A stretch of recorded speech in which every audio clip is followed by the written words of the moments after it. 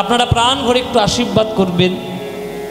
এই কীর্তনের জয়যাত্রা মহাপ্রভু যতটুকু কাজ করার তিনি করে দিয়ে গেছেন, সেই কাজের উত্তর দায়িত্বটা আমাদেরকে বয়ে নিয়ে সারা পৃথিবীর মধ্যে ছড়িয়ে দিতে হবে।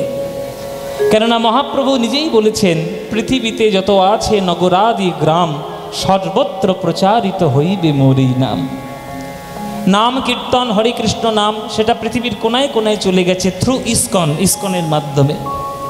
কিন্তু পদাবলী কীর্তনের ধারা সারা বিশ্বে সংসারে ছড়িয়ে দেওয়ার জন্য আমাদের মতো কিছু কীর্তনীয়দের দায়িত্ব আছে। আপনারা খুশি হবেন না দুঃখ পাবেন আমি জানি না, আগামীকাল একটা আমার সাম কাইন্ড অফ এক্সামের মতো আছে আর কি আগামীকাল। তা সেটাতে যদি পাশ করতে পারি মায়েরা, একেবারে ভারতবর্ষের সীমা ছাড়িয়ে আমেরিকাতে গিয়ে কীর্তন করে আসবো। নিতাই গৌর হরি বল। আগামীকাল এখানে গান করে আমি সঙ্গে সঙ্গে বেরোবো। বেরিয়ে আমার কাল সকাল 9টার সময় আমেরিকার এম্বাসিতে ভিসার জন্য ইন্টারভিউ আছে। ওই ইন্টারভিউতে যদি পাশ করতে পারি, মানে ইন্টারভিউ যদি, মানে ওরা তো ভিসা হঠাৎই দিতে চায় না, ওদের একটাই ভয়,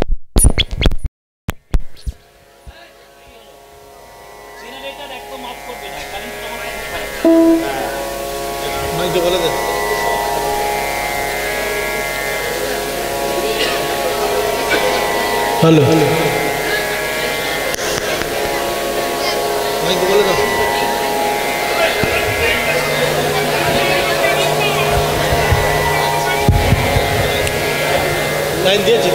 হ্যালো হ্যালো, হ্যাঁ জেনারেটরটা বন্ধ করবে না, কেননা কারেন্ট যাচ্ছে আসছে, বারবার এরকম ফ্ল্যাকচুয়েট করলে ভাব নষ্ট হবে।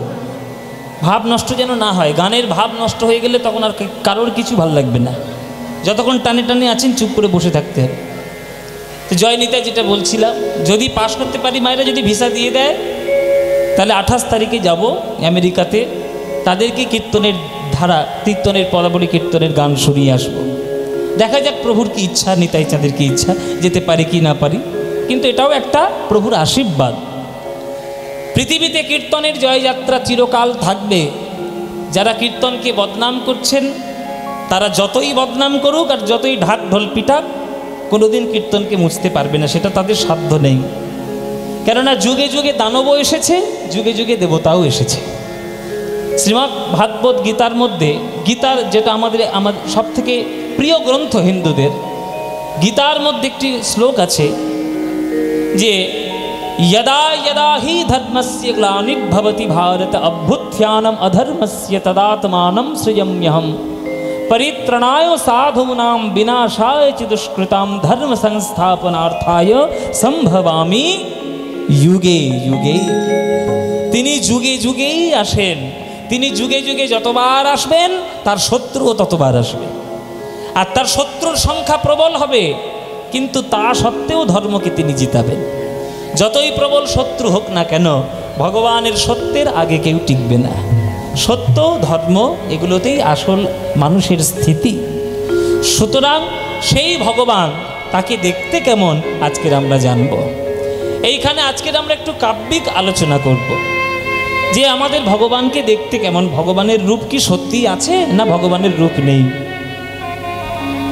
ভগবানের রূপ আছে এটা তো সত্য বটে, আবার ভগবানের রূপ নেই এটাও সত্য বটে। কীরকম? এক মুখে দুটো কথা। দুটো কথা এই কারণেই বাবা, যে ভগবানের যে রূপটা আছে সেটা এত সুবিশাল যে সেইটাকে ধারণা করার মতো, দেখার মতো, কল্পনা করার মতো আমাদের মস্তিষ্কের ক্ষমতা নাই। আমাদের মস্তিষ্কের ক্ষমতা নেই। আপনাদের এই পূর্ব বর্ধমান জেলা কত ফুট লম্বা আর কত ফুট চওড়া কোনোদিন কেউ ফিতে নিয়ে মেপে দেখেছে? বা কেউ কখনো মেপে দেখতে পারবে? এত বড় ফিতে কি পাওয়া যায়? পাওয়া যায় না। কত লম্বা কত চওড়া এটা যেমন পারা যায় না, এটা শুধুমাত্র পূর্ব বর্ধমান।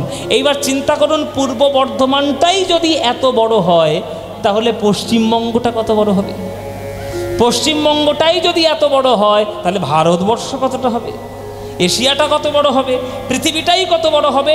অথচ যে পৃথিবীর মাপ ফিতে ধরে কোনোদিন করাই যাবে না, সেই পৃথিবীটা যে সূর্যলোকের মধ্যে সৌরমণ্ডলে ঘোরাফেরা করছে সেটা ভগবানের চরণের একটা ধুলোর মতো। এক কণা একটা ধুলোর মতো। তাহলে ধুলোটাই যদি এই রকম হয়, তাহলে যার চরণের ধুলো লেগে আছে সে কত বড় হবে? তাহলে সেইটা ধারণ করার ক্ষমতা আমাদের এই সামান্য মস্তিষ্কে আছে কি? হবে না। তাই তার রূপ নেই, আমরা চিন্তা করতে পারবো না তার রূপ।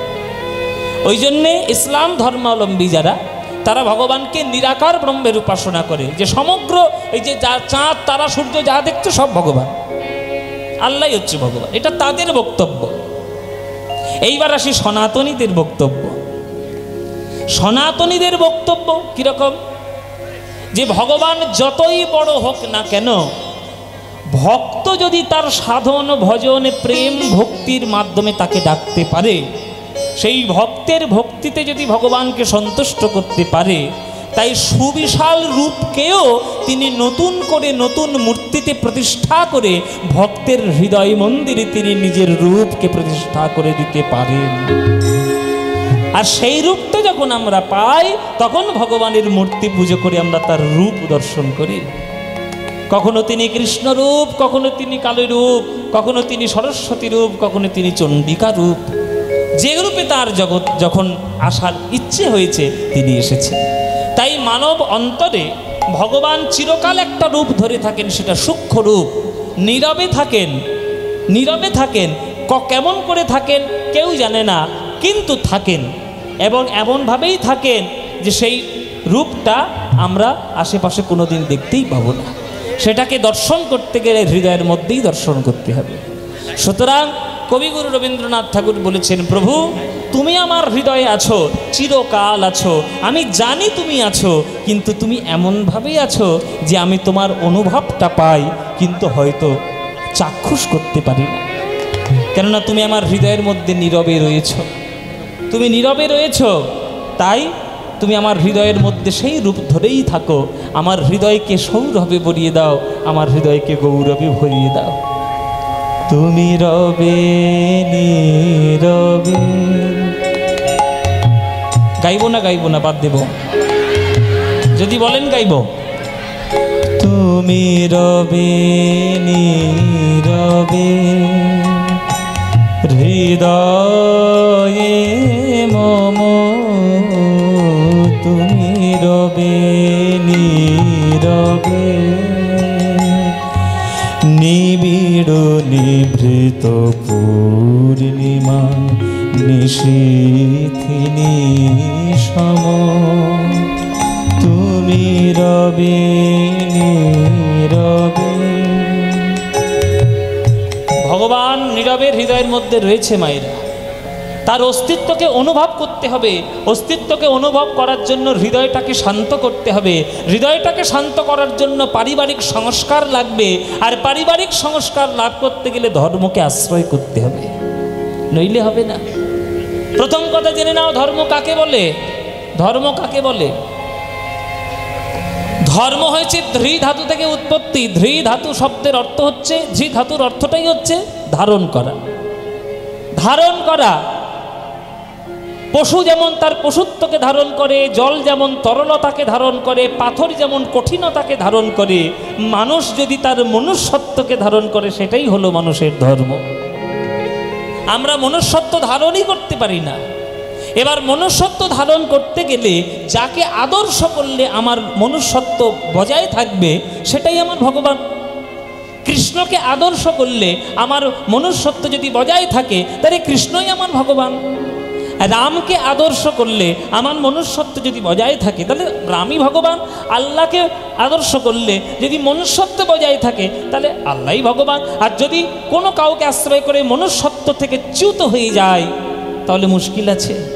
তাহলে হিংসা হবে, বিদ্বেষ হবে, মারামারি হবে, ঝগড়া হবে, মনুষ্যত্ব থেকে দূরে চলে যাব। তাই আমার হৃদয়ের মধ্যে ভগবান আছেন, নীরবেই আছেন। তিনি কেমনভাবে আছেন? নীরবে। তার রূপটা নীরবেই আছে, কিন্তু সেটাকে উপলব্ধি করার মতো সাধন চাই, ভজন চাই। মম জীবন যৌবন মম অখিল ভুবন, মম জীবন যৌবন। এই গানটার একটা বৈশিষ্ট্য হচ্ছে, এই গানটা গাইতে গেলে রেওয়াজ অত্যন্ত ভালো চাই। গলাটা নিচের দিকেও যতটা ভালো আসবে উপরের দিকে ততটাই ভালো যেতে হবে, নইলে গানটা গাওয়া যাবে না। দেখুন আমি বুঝিয়ে দিচ্ছি। নিবিড় নিভৃত পূর্ণিমা, কতটা নিচে এলো দেখো। সা মা গা রে সা নি দা পা সা, পঞ্চম থেকে আসছে, নিচের পঞ্চম পর্যন্ত আসতে হবে, তবে হবে। নিবিড় নিভৃত পূর্ণিমা নিশীথে নিশম, নিচের দিকে তুমি রবে নীরবে, হয়ে গেল। এবার উঁচু। জীবন যৌবন মম জীবন যৌবন মম অখিল ভুবন তুমি ভরিবে গৌরবে নিশীথে নিশম তুমি রবে নীরবে হৃদয়ে মম তুমি রবে নীরবে। তারপরে জাগিবে একাকী তব, কত সুন্দর কথা। জাগিবে একাকী তব দুটি আঁখি, তব অঞ্চল ছায়া মোরে রহিবে ঢাকি। ভগবানের স্নেহের ছায়া চিরকাল আমাদের মাথার উপরেই আছে। জেনে রাখবেন, ভগবানের ইচ্ছে ছাড়া আমাদের চলা সম্ভব নয়। আর আমরা যারা ভগবানের বিরোধিতা করে, তার প্রকৃতিকে বিরোধিতা করে আমরা উদ্দণ্ড হয়ে যাই, বাড়বাড়ন্ত বেড়ে যায়, ভগবান তখন একটা চাবিকাঠি মেরে দেয়, তখন আমাদের দমন হয়ে যায়। যেমন 2020 সালে একটা চাবিকাঠি মেরে দিল, মেরে দিয়েছে তো মায়েরা। 2020 সালে কি হয়েছিল বাবা? ব্যাস, ওই নামটা মুখে উচ্চারণ করতে আছে। ওই মুখ পড়া করোনায় সে আমাদের আয়ু কমিয়ে দিয়েছে, ওই এমন একটা রোগ ঢুকেছে। তাহলে ভগবানের স্নেহ ছায়া আমরা তার মধ্যেই আছি। কিন্তু তুমি যদি বাড়বাড়ন্ত করো তাহলে ভগবানের কৃপা ছাড়ছে। তারা ভগবান দেখতে এসছে না ভগবানের গান শুনতে এসছে? কি গো মায়েরা, কেন এসছে এখানে কীর্তন শুনতে? ভগবানকে দেখতে। ভগবানকে দেখা যায়? আজ পর্যন্ত কেউ এখানে দেখতে পেয়েছেন আপনাদের মধ্যে? Anyone from all of you? আপনাদের মধ্যে থেকে যে কোনো কেউ একজন হাত তুলে বলুন, হ্যাঁ বাবা ভগবানকে আমি দেখতে পেয়েছি। দেখতে পেয়েছেন? আপনারাও পাননি, আমিও পাইনি, কিন্তু ভগবানের উপস্থিতির উপলব্ধি প্রত্যেকটি ক্ষণে ক্ষণে আমরা পেয়ে যাচ্ছি। প্রত্যেকটি ক্ষণে ক্ষণে তার ঈশ্বরের ছায়া, তার ছায়া আমাদের উপরে আছে। এটা বিশ্বাসের ব্যাপার। যে বিশ্বাস করবে না তাতে ভগবানের কিচ্ছু আসে যায় না। তার জগৎ তিনি কি করে চালাবেন না চালাবেন সেটা তার ব্যাপার। তিনি যে রূপেই আমার কাছে আসবেন সেই রূপটাই আমার কাছে পূজনীয় হবে, আমার বিচার্য দ্বারা তিনি আসবেন না। একটা সাধারণ মানুষের দ্বারা বিচার্য হয় না যে রাষ্ট্রপতি কখন ঘুমোবেন আর রাষ্ট্রপতি কখন জাগবেন। আমি একটা পদ্য বলার, আমার সিদ্ধান্ত অনুসারে রাষ্ট্রপতি ঘুমোবে জাগবে না। তেমনি এই জগতে ভারতের রাষ্ট্রপতি জাগতে চাইছে না, ঘুমোতে চাইছে না আমাদের ইচ্ছে মতো, আর তুমি ভগবানকে কি চালাচ্ছ নিজের মতো? হবে না। তিনি যে রূপ ধরেই আসবেন, তোমার হৃদয়ে যদি ভক্তি থাকে, সাধন থাকে, ভজন থাকে, যে রূপেই তিনি আসবেন সেই রূপটা ধরে হৃদয়ের মধ্যে ডেকে নাও। তাই তো কাজী নজরুল ইসলাম বলেছেন, সখী সে হরি কেমন নাম শুনে যার এত প্রেম জাগে, চোখে ভরে আসে জল, সে হরি কেমন বল। আহা কি অপূর্ব গান। নজরুল ইসলাম, এই বর্ধমানে তার জন্ম, মুসলিম ইসলাম, কিন্তু বুকের ভিতরটা বৈষ্ণবে ভর্তি, বৈষ্ণবতায় ভর্তি, ওই জন্যে তার এত সুন্দর গান। ও গো নাম শুনে যার এত প্রেম জাগে, চোখে ভরে আসে জল, সে হরি কেমন বল। তারে বলো, সে কি আসে এই পৃথিবীতে, গাহি রাধা নাম বাঁশরীতে, আসে এই পৃথিবীতে। কত অনুরাগ লিখেছে দেখো। ওগো তোমাদের কাছে প্রশ্ন করছি, যে ভগবানকে আমি হৃদয়ে দিয়ে ডাকি, আমার ভালোবাসা কি কোনোদিন তার চরণে যাবে? রাধারানী যেমন ভালোবেসে তার নয়ন জল দিয়ে পুজো করেছেন রাধারানী, আমি কি কোনোদিন পারবো? আমার হৃদয়ের ভক্তি কি কোনোদিন তার চরণে যাবে?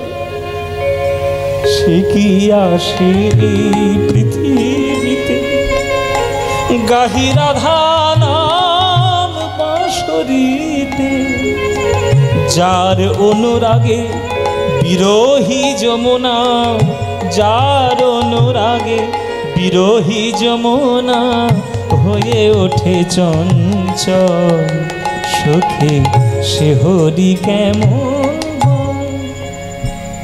তারে কি নামে ডাকিলে আসে, কোন রূপ কোন গুণ পাইলে সে রাধা সম ভালোবাসে।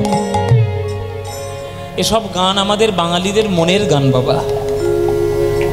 এই গান শুনে আপনাদের কত আনন্দ হয় আমি জানি না, আপনাদের আনন্দ হয় এসব গান শুনলে? আমরা গায়ক তো, আমরা গাই, এই যে দেখুন চোখে জল চলে আসছে, এমনি এমনি নয়, গানের সুর, গানের কথা, এর মধ্যে আমরা ডুবে যাচ্ছি। কেননা ভাবটা রক্ষা করে গেছেন নজরুল ইসলাম গানের মধ্যে এইভাবে। এই প্রেমের ভাব যে উপলব্ধি করতে পারবে না, সে ভগবানের সংস্পর্শে জীবনে যেতে পারবে না। বিনা मीरा कहे बिना प्रेम से ना मिले नंद लाला, ভগবানকে প্রেম দ্বারা সম্ভব, প্রেম ছাড়া ভগবানকে পাওয়া সম্ভব নয়। কেন তোমরা বোঝো না? সেই ভগবান প্রেম যারা করেছে ভগবানের সঙ্গে, তাদের মধ্যে শ্রেষ্ঠ প্রেম হলো রাধারানীর প্রেম। সেই রাধারানীর প্রেম কি আমরা কোনোদিন পাবো? তারে কি নামে ডাকিলে আসে, কোন রূপ কোন গুণ পাইলে সে রাধা সম ভালোবাসে। সখী শুনেছি সে নাকি কালো, জালে কেমনে সে এত আলো, শুনেছি সে নাকি কালো, জালে কেমনে সে এত আলো। হ্যাঁ গো বাবা, যে ভগবান হৃদয়ের মধ্যে প্রবেশ করলে হৃদয়ের অজ্ঞান আধার দূরে যায়, সেই ভগবানকে কেউ কোনোদিন কালো বলে? কেউ কালো বলে? শুনেছি সে নাকি কালো, জালে কেমনে সে এত আলো, মায়া ভুলাইতে মায়া বিষে নাকি, মায়া ভুলাইতে মায়া বিষে নাকি করে গো মায়ার ছল। সে হরি কেমন বল, নাম সুরে যার এত প্রেম জাগে, চোখে ভরে আসে জল। সে হরি কেমন বল, হরি বল, নাম শুনে যার এত প্রেম আসে, চোখে ভরে আসে জল। সে হরি কেমন বল, সখী সে হরি কেমন বল, সখী সে হরি কেমন বল। তাই আমরা দুজনেরই গান শুনলাম, রবীন্দ্রনাথ ঠাকুর এবং কাজী নজরুল ইসলাম। একজন হৃদয়ের মধ্যে ভগবানের রূপ দর্শন করছেন নীরবে, আর একজন তার রূপ দর্শন করে হাউ হাউ করে কাঁদছে চোখের সামনে। এটাই তো ভাব। কেউ ভেতরে ভালোবাসে, কেউ বাইরে ভালোবাসে। ভগবানকে আপনি যেভাবেই ভালোবাসবেন, ভগবান সেইখানেই আসবে তেমন ভাবে। সুতরাং সেই ভগবান রাধা গোবিন্দের প্রেম আর রাধা গোবিন্দ মিলিত তনু সোনার গৌরাঙ্গ হয়ে আমাদের কাছে এসেছেন। সেই গৌরাঙ্গকে যদি আমরা না ডাকি, তাহলে আমরা কি আর মানুষ থাকবো, কৃতজ্ঞ থাকবো? হবে না। তাই মায়েরা, বাবারা যারা আজকের গান শুনতে এসেছেন, গৌরাঙ্গের নাম গাইতে হবে। যখন ইচ্ছা হবে সময় পাবেন গেয়ে নেবেন, নইলে কোনো উপায় না। হ্যাঁ, সকাল সন্ধে বিকেল দুপুর রাত্রে খেতে শুতে হাসতে কাঁদতে যখন ইচ্ছা হবে ভগবানকে, আমার গৌরাঙ্গকে ডেকে নেবেন, প্রাণ খোলা গান গাইবেন তার জন্য। ভজ গৌরাঙ্গ কহ গৌরাঙ্গ লহ গো। আমি হট করে গানটা ধরে ফেললাম, গানটা গাইবো কা গাইবো না? এই গানটা আপনাদের ভাল লাগে? ও মায়েরা সত্যি ভাল লাগে? মায়েদেরকে বলছি ভাল লাগে? বলো সিরিয়ালের দিব্যি, দিব্যি না দিলে কথা শুনবে না তো কি করব? ও মায়েরা সিরিয়াল বেশি ভাল লাগে না কীর্তন? কীর্তন। তাহলে এই ভজ গৌরাঙ্গ গানটা ভাল লাগে তো? চলো এই ভজ গৌরাঙ্গ কহ গৌরাঙ্গ লহ গৌরাঙ্গের নাম রে, এটা বাঙালিদের মনের গান, বাঙালিদের প্রাণের গান। এই গান তোমরা যারা যারা ভালোবাসো না উলুধ্বনি দাও দেখি জোরে একবার।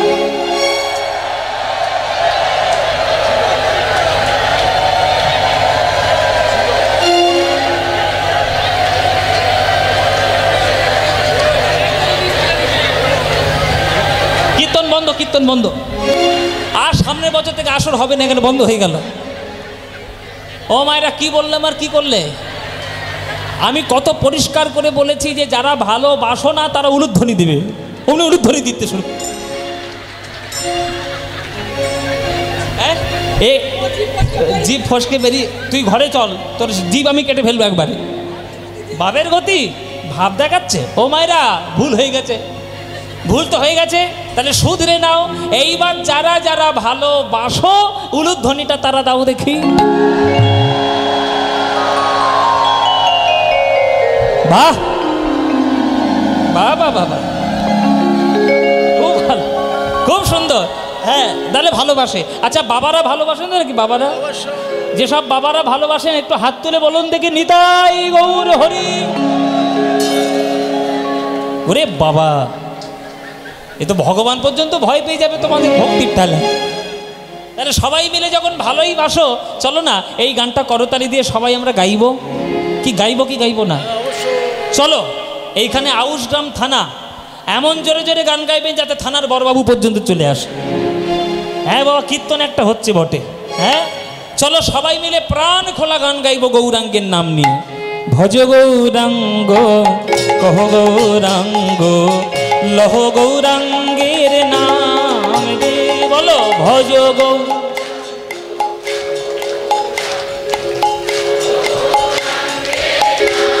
বাহ, এই তো ভজ গৌরাঙ্গ কহ গৌরাঙ্গ লহ গৌরাঙ্গের নাম রে।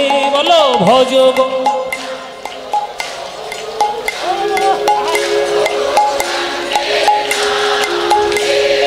যে জনা গৌরাঙ্গ ভজে সে হয় আমার প্রাণ রে। বলো যে।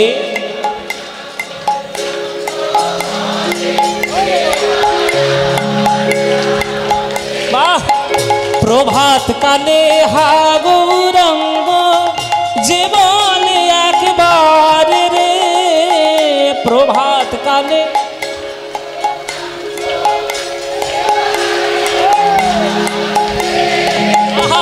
প্রভাত কালে হা গৌরাঙ্গ যে বলে একবার রে। প্রভাত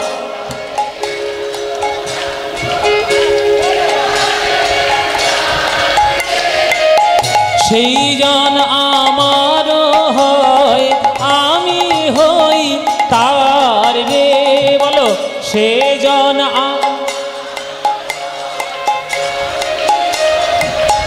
খুব সুন্দর। এবার হাত তুলে ভজ গৌরাঙ্গ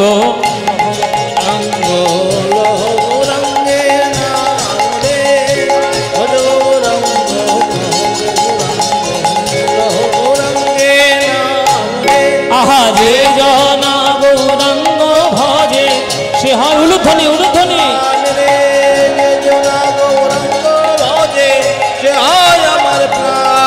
ভজ গৌরাঙ্গ কহ গৌরাঙ্গ লহ গৌরাঙ্গের নাম রে।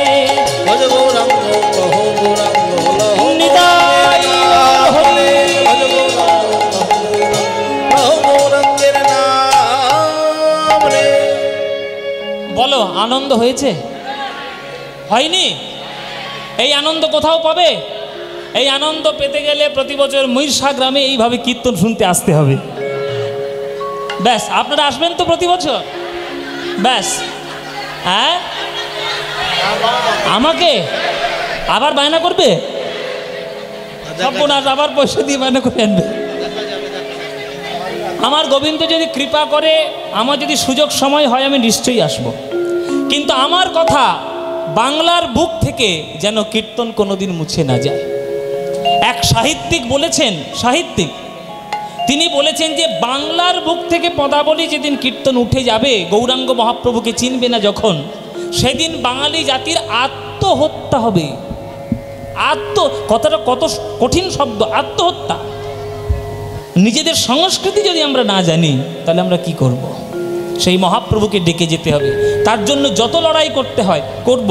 নিতাই চাঁদ যদি হরিনাম দিতে গিয়ে কপাল ফাটাতে পারে, আর আমরা হরিনামের জন্য যা কিচ্ছু করতে পারবো না? নিশ্চয়ই কিছু মনে করবেন না বাবা, এগুলো খুব সত্যি কথা। তো এখন বাংলার বুকে অনেক অনুষ্ঠান হয়, অনেক বড় বড় অনুষ্ঠান হয়, অথচ সেই অনুষ্ঠানে কোনো না সমাজের গঠনমূলক, না ভদ্র সভ্য কিছু অনুষ্ঠান, কিচ্ছু নেই। শুধু অশান্তি, গণ্ডগোল আর মদের ফোয়ারা, শুধু মদের ফোয়ারা, আর কিচ্ছু নয়। অথচ কীর্তন গান আমাদের বাংলার এত সুষ্ঠু রুচি সম্পন্ন একটি গান, সেই অনুষ্ঠানে লোকের পয়সা দিতে গেলে তখন লোকের হাত কাঁপে। কেন কাঁপবে? বাজে কাজ করার সময় তখন মনে থাকে না? ভালো কাজ করার সময় 5টা টাকা, আর বাজে কাজ করার সময় 500 টাকা। এটা আমাদের মানসিকতার নিম্নগামিতার পরিচয়। সুতরাং সেটা যেন আপনাদের না হয়। আমি জানি আমি দক্ষিণ 24 পরগনার ছেলে, কিন্তু আমি গান গাইতে বেশি ভালোবাসি এই দিকেই, এই পূর্ব বর্ধমান, বীরভূম, মুর্শিদাবাদ, নদিয়া, মালদা। কেননা আমি জানি এখনো পর্যন্ত এই এলাকায়, এই অঞ্চলে এখনো পর্যন্ত কীর্তনকে ভালোবাসার মতো বহু মানুষ রয়ে গেছে, যারা আসল কীর্তন শোনে, যারা পদাবলী কীর্তন শোনে, যারা মহাজন পদাবলীকে সম্মান করে। অন্যান্য জায়গায় নষ্ট হয়ে যাচ্ছে ধীরে ধীরে বিভিন্ন কারণে, সেটা কীর্তনিয়াদের কারণেই হোক আর সেটা দর্শকদের যে কোনো কারণে হোক, অন্যান্য জায়গায় নষ্ট হয়ে যাচ্ছে। কিন্তু আমি দেখেছি রাঢ় অঞ্চলে কিন্তু এখনো পর্যন্ত হয়নি। সেটা যেন না হয় কোনো দিন। ওই অসভ্যতামিগুলোকে ঢুকতে দেবেন না নিজেদের কীর্তনের আসরে। অসভ্যতামি চলবে না। ঈশ্বরের গান, মহাজন পদকর্তাদের গান, এক একটি পদাবলী পদকর্তাদের কত সাধনা, তবে তারা লিখেছেন। তার মধ্যে একটা রত্ন আজকের আমরা গাইব। মধুকর রঞ্জিত মালতী মণ্ডিত জিত ঘন কুঞ্চিত কেশম। আহা, কি অপূর্ব পদাবলী! এই গানটা হচ্ছে সংস্কৃত গান। মায়েরা, সংস্কৃত বলে ভয় পেও না, বুঝিয়ে দিচ্ছি। মহাপ্রভুর চুলটা কেমন সেটা বর্ণনা করছে পদকর্তা, যে মহাপ্রভুর চুলটা কেমন। এবার চুলটা কেমন জানতে গেলে এই লাইনটার পিছন থেকে মানে করে করে আসতে হবে, তবে বোঝা যাবে। এবার আমি যা যা বলছি তোমরা মন দিয়ে একটু উত্তর দাও, তাহলে বুঝতে পারবে। প্রথমে বলো, প্রথমে একদম শেষে আছে কথাটা, শব্দটা হচ্ছে কেশম। তাহলে কেশ মানে কি? চুল। তাহলে কেশম মানে চুল, মহাপ্রভুর চুল। সেই চুলটা কেমন? কুঞ্চিত কেশম। কুঞ্চিত কেশ মানে বাবা কোকড়ানো চুল। বাহ, এই তো কি সুন্দর, আপনারা জানেন কোকড়ানো চুল। এবার সেই কোকড়ানো চুলটা কেমন না জিত ঘন। জিত মানে জয় করেছে, ঘন মানে হচ্ছে মেঘ। মানে মেঘের যে আকাশে যে মেঘ, এই যে আজকে বিকেলবেলা একটা মেঘ এলো, ঘন কালো মেঘ করে এলো, ভাবলাম ভয় পেয়ে গেলাম বোধহয় গান সব বন্ধ করে দেবে। না, প্রভুর কৃপায় কিছুই হয়নি। তাই যে মেঘটা এলো, যে কালো মেঘটা এলো, সেই কালো মেঘের সৌন্দর্যকে আরো কোটি গুণ ছাপিয়ে গেছে মহাপ্রভুর কেশরাশির শোভা। জিত ঘন কুঞ্চিত কেশম, মেঘের শোভাকে পর্যন্ত জয় করেছে কেশরাশি। সেই মেঘ জয় করেছে, সেই চুলটা কেমন ভাবে সাজানো আছে না মালতী মণ্ডিত, মানে মালতী ফুলের মালা দিয়ে সেটা বেড়া দেওয়া আছে, গাঁথা আছে। এবার সেই মালতী ফুলের মালাটা কেমন না মধুকর রঞ্জিত। মধুকর মানে কি? মধুকর মানে মৌমাছি। সেই মৌমাছি এত ওই মালতী ফুলের মালায় বসেছে যে দূর থেকে আর মালতী ফুল বলে মনে হচ্ছে না, দূর থেকে ওটা মৌমাছির মালা বলেই মনে হচ্ছে। নিতাই গৌর হরি বল। এবার দেখুন মানেটা পরিষ্কার হয়ে যাবে যে মহাপ্রভুর চুলটা মালতী ফুলের মালা দিয়ে এত সুন্দর করে বেড়া দেওয়া রয়েছে যে সেই চুলটা দেখা যাচ্ছে শুধু মৌমাছিতে ভর্তি হয়ে আছে। মানে মৌমাছি এত গিয়ে ওই মালাটার মধ্যে বসেছে যে মালতী ফুলের মালা বলে দেখাই যাচ্ছে না। এবার প্রশ্ন হচ্ছে যে কত মধু থাকলে তবে মৌমাছি গিয়ে ওই মালার মধ্যে বসে। একটা মৌমাছি ফুলের উপরে কতক্ষণ বসবে? যতক্ষণ ফুলের মধ্যে মধু আছে। তাহলে কত মধু রয়েছে ওই মধুকরের মালায়, ওই মালতী ফুলের মালায়, যে মৌমাছি গিয়ে একেবারে ওই জয় করে ফেলেছে, মালা হয়ে গেছে। বলে বাবা, মহাপ্রভুর হৃদয়ের মধ্যে এত রাধা গোবিন্দের প্রেম যে তিনি সেই প্রেম দিয়ে গোলক বৈকুণ্ঠ ধামের প্রেমকেও জয় করে নিতে এসেছেন এই বাংলার সোনার মাটিতে, সোনার বাংলার মাটিতে। তাই সুতরাং ওই মহাপ্রভুর অঙ্গের প্রত্যেকটি অঙ্গের এক একটি অঙ্গের বিভিন্নভাবে এমন রূপ যে সেটা বর্ণনা করা যায় না। তাই মধুকর রঞ্জিত মালতী মণ্ডিত জিত ঘন কুঞ্চিত কেশব। আহা, এবার পরের লাইনটা, ওটাও বড় দুটুকি, তাহলে ওটাও বড় দুটুকি গান। যেমন তিলক বিনিন্দিত শশধর রূপক, তিলক বিনিন্দিত শশধর রূপক, যুবতী মনোহর বেশ, মনোহর বেশে ওগো রমণী ভুলবে না কেন, রমণী ভুলবে না কেন।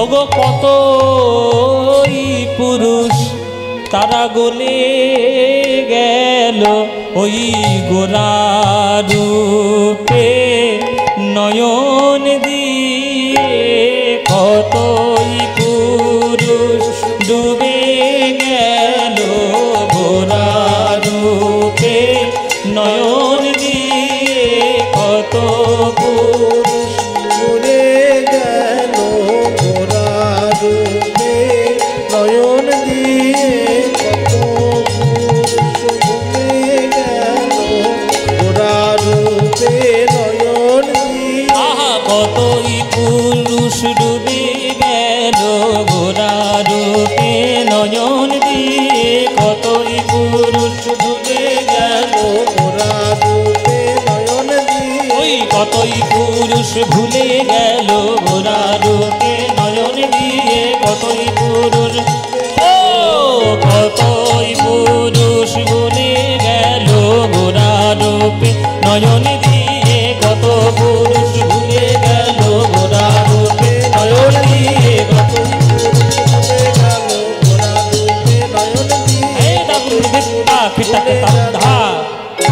রমণী ভুলবে না কেন।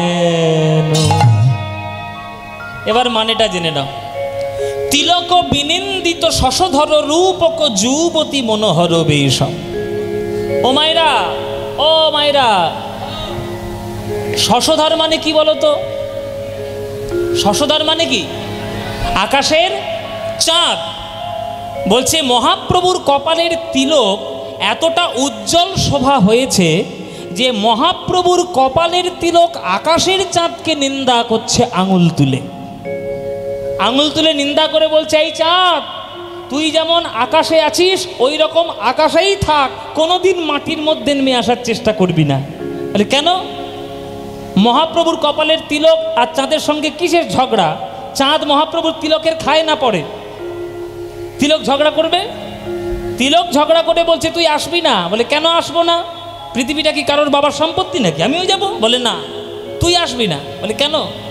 বলে শোন চাঁদ, তোর গায়ে কালো কালো ছোপ ছোপ দাগ লেগে চাঁদ হয়েছে কলঙ্কিত, আর সোনার বরণ গৌরের মুখের কপালের মধ্যে তিলক পড়ে গৌর বদন হয়েছে অলঙ্কৃত। হরি বল। তাহলে আমি কলঙ্ক চাইবো না আমি অলঙ্কার চাইব? কি বাবা, যারা বুদ্ধিমান হবে তারা কলঙ্ক চাইবে না অলঙ্কার চাইবে? অলঙ্কার চাইবে। তাহলে মহাপ্রভুর কপালের যে তিলক রয়েছে সে নিন্দা করছে, তিলক বিনিন্দিত, তিলক নিন্দা করছে চাঁদকে। শশধর রূপক, চাঁদের রূপকে, যুবতী মনোহর বিষম, যে মনোহর রূপ, যে রূপ দিয়ে সমগ্র জীব জগতের মন জয় করে নিয়েছে গৌর হরি, সেই রূপের সঙ্গে চাঁদের তুলনা কোনোদিন মিলবে না।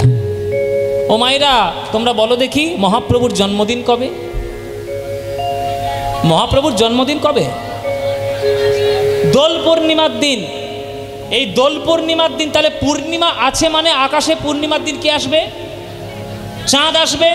কিন্তু তোমরা জেনে রাখো, যে পূর্ণিমায় মহাপ্রভুর জন্ম সেই পূর্ণিমায় আকাশে চাঁদের দেখা মেলেনি, সেদিন আকাশে চাঁদ আসেনি। কেন না, সেই দিন ছিল পূর্ণগ্রাস চন্দ্রগ্রহণ।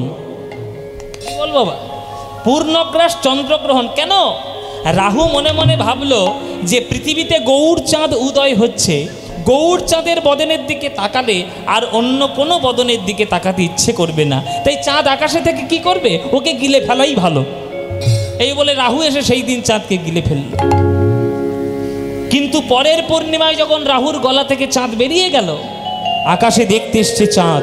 দেখি যাকে দেখার জন্য আমার অপেক্ষা করে সেই গৌর চাঁদকে দেখতে কেমন। হরি বল বাবা।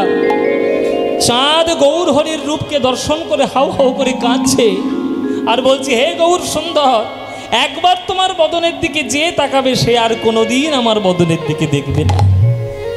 লোকে বলতো, আয় আয় চাঁদ মামা টি দিয়ে যা, চাঁদের কপালে চাঁদ টি দিয়ে যা, কিন্তু তোমার চাঁদ বদন পানে যে চাইবে সে আর আমার দিকে তাকাবে না। তাই অভিমান করে চাঁদ আকাশ থেকে লাফ দিয়ে পড়লো, পড়ে মহাপ্রভুর পায়ের 10টা নখ রূপ ধারণ করলো। এটা পদকর্তার ধারণা। হ্যাঁ, পদকর্তার ধারণা যে মহাপ্রভুর চরণের 10টা নখের রূপ 10টা চাঁদের মতো সমান। চাঁদ যেন মহাপ্রভুর চরণে আশ্রয় নিয়েছে, চরণের জায়গা নেবে বলে। সুতরাং আকাশের চাঁদ আর মহাপ্রভুর বদনের চাঁদ কোনোদিন এক হবে না, মিলবে না। তাই তিলক চাঁদকে নিন্দা করছে। তিলক বিনিন্দিত শশধর রূপক যুবতী মনোহর বেশ, সখীরে কলয় গৌর মুদার, কলয় গৌর মুদার, নিতাই গৌর হরি কলয় গৌর মুদার, নিন্দিত হাটক কান্তি কলে বর, নিন্দিত কান্তি কলে বড়। পাবানি জাগা রে গা, মামা রে গা রে জানি বানি জামাগা, মামা রে গা রে জানি দাসানি দানি দাবা মাদা বামা গামাগা। দেখুন প্রত্যেকটি শব্দের মধ্যে, সুরের মধ্যে নিন্দিত পাপাদানে সে, পাপাদানি রে রে গা গা গা গা মা, মা গা রে সানি নে ধানি সানি সা, নিন্দিত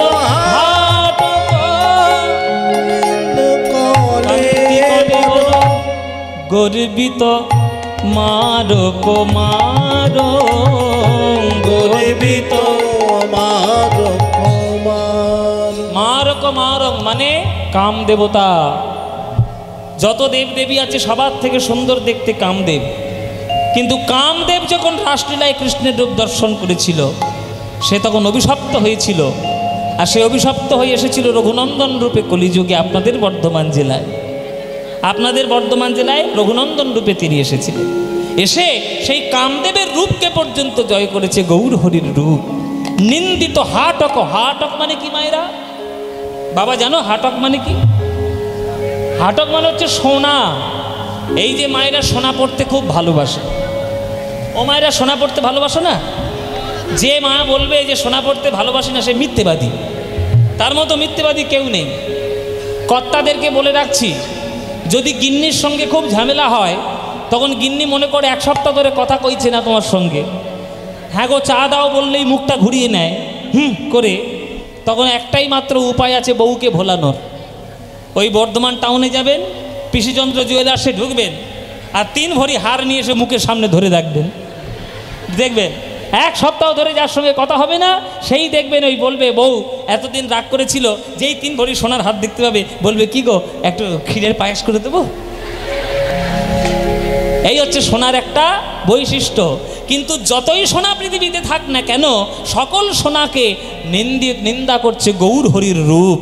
যে ওরে সোনা, তুই হচ্ছে কঠিন একটা নিরস ধাতু, আর আমার গৌর হরি ভাবে রসে মাখামাখি রাধা গোবিন্দের প্রেম দেওয়ার জন্য একটা সরস গৌরাঙ্গ, ভাবে রসে মাখামাখি। হ্যাঁ, মধুর মধুর স্মিত লোভিত তনুবৃত, মধুর মধুর স্মিত লোভিত তনুবৃত, অনুপম ভাব বিলাস, অনুপম ভাব বিলাস, অনুপম ভাব বিলাস, অনুপম ভাব বিলাস। আস্তে আস্তে মহাপ্রভুর রূপ যখনই দেখবে, কোনোদিন গৌরাঙ্গকে দেখেছো মুখটা বেজার করে রাখতে? ছবির মধ্যে মুখটা মুখ গম্ভীর করে এরকম করে মুখ আছে দেখেছো? সব সময় মহাপ্রভুর মুখের কোণে মিষ্টি একটা মুচকি হাসি লেগে আছে। ওই হাসির দিকে যে তাকাবে, আহা, মন তার গলে যাবে, গৌরচরণের পথে প্রেম আসবে। মায়েরা, মধুর মধুর স্মিত লোভিত তনুবৃত, হাসিটাই তো মূল কথা। মুখে যদি হাসি না থাকে কি হবে? কিছু কিছু লোক আছে দেখবেন, কিছু মনে করবেন না বাবা, মুখটা খুব সুন্দর দেখতে, কিন্তু তার মুখের দিকে তাকালেই আপনার ইত্তিপিত্তি গরম হয়ে উঠবে, কারণ মুখটাই তার এত কঠিন মুখ। হ্যাঁ, সবসময় মুখটা গমে। দাদা কেমন আছো? ভালো। কবে বাড়ি যাবে? কালকে। মানে মুখটা তার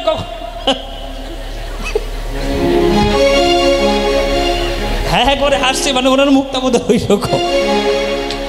এই যে হ্যাঁ প্রায় আছে, দেখবে গ্রামে গ্রামে প্রায় দেখতে পাওয়া যায়। কিন্তু গৌর হরির মুখের দিকে তাকালে কোনোদিন এরকম বেজার মুখ দেখবে কি? একে তো সেই লোকের মুখটা হাঁড়ির মতো, মালসার মতো, আরও মুখটা বাংলার 5 হয়ে যাবে যদি এই মীর সাগ্রামের লোকেরা তার কাছে চাঁদা চাইতে যায় কীর্তনের জন্য। ও দাদা, আরে কি খবর ভাই? ও দাদা, হ্যাঁ এই বলছি আমাদের গ্রামে হ্যাঁ বড় একটা কীর্তন হচ্ছে, খুব ভালো, খুব ভালো, হাজার হাজার লোক খাবে, খুব ভালো কথা। তা দাদা, চাঁদা চাঁদা ভাই, তোদের পয়সা নেই, কীর্তন করাস কেন? আর কি বলবো, দুপুরবেলা এসছে, দুপুরবেলা এসে পয়সা নেই। আরে পয়সা নেই বলেই তো হাতটা পাচ্ছি। এই যে কি আছে, ছেড়ে দে তাড়াতাড়ি দে। এই দিবি কি বল, নাই চলে যাব। হ্যাঁ দিবি কি বল, কি দিবি?